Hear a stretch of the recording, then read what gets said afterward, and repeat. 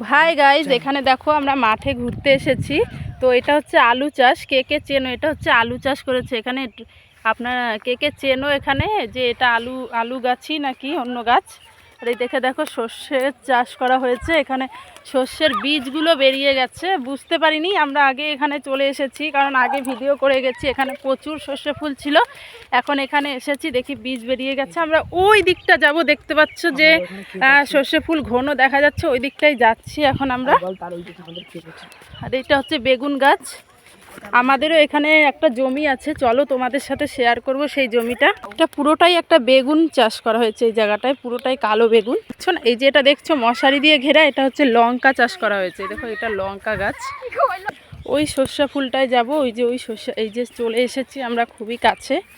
এখনই আমরা জাস্ট ঢুকছি সর্ষে ফুলের বাগানেই। দেখো এই দেখো আমার হাতটা দেখতে পাচ্ছ নিশ্চয়ই। দেখো জাস্ট একটু দেখো যে ফুলগুলো কত সুন্দরভাবে মানে ফুটেছে, জাস্ট একটু দেখো। দেখো এই গাছটায়, মানে গাছটায় কোনো পাতা নেই কিন্তু কত পাখি বসে আছে। গাছটা দেখতে কত নাইস লাগছে, তাই না বন্ধুরা?